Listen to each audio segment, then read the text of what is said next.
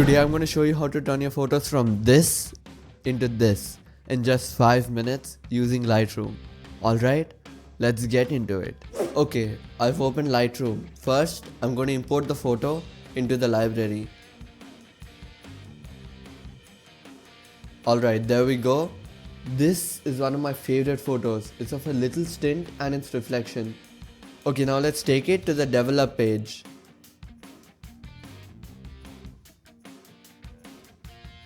The first thing I always do is inspect the image, just to see what I'm working with. Is it too dark, too bright, are the colors off? Getting into this habit will save you from editing randomly.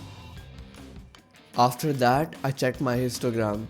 For anyone who doesn't know, the histogram is basically the data of your photo shown as a graph. On the left are your shadows, in the middle are your midtones, and on the right are your highlights. Here you can see none of the tones are pushed all the way to the edges, which means nothing is clipped, but overall the image is very dark. And this is why shooting RAW is very important, because RAW files preserve a lot of information in both the highlights and the shadows. Now the first real adjustment I'm going to make is to increase the exposure until the histogram looks way more balanced.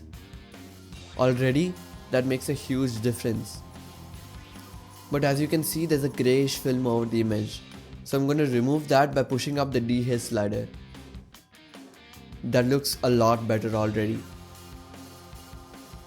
Next, I'll fix the white balance. White balance is basically how warm or cool your images look. I'll adjust it until the colors feel natural. After that, I'll bring up the contrast slider. This adds back some of the punch that we lost when we increased the exposure earlier. Let's take a look of the before and after so far. Already it's looking quite a bit better. Okay, now I'm going to fine tune the highlights and the shadow sliders until the images feel right. Now that that's done, we've gotten done most of the global adjustments. Let's move on to the local adjustments. Basically editing different parts of the image separately. First thing I'm going to do is go to the masking tab on the right. Once I'm in there, I'm going to draw a linear gradient from the top left corner. I want to accentuate the light coming in from there. So I'll slightly increase the exposure, warm it up just a bit, and lower the dehaze.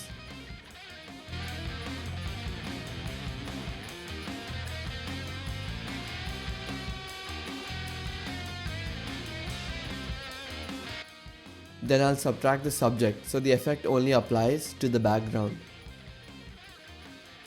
Now I'll repeat the same thing on the opposite side, but this time I'll decrease the exposure slightly and make it a little bit cooler, very subtle, just to balance things out.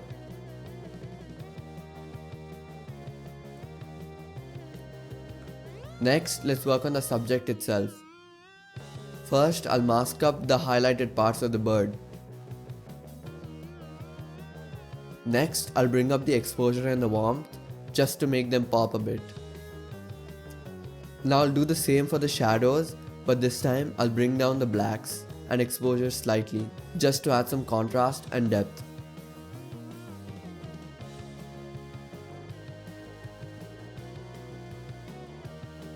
Okay, now that that's done, I'm going to darken the foreground using another linear gradient. This helps lead the viewer's eye toward the bird. Okay, now at this point we're about 95% done. The last thing I want to do is refine the colors. I'll go into the HSL panel and fine tune each color until I like the look. This is completely subjective, so it's completely up to you.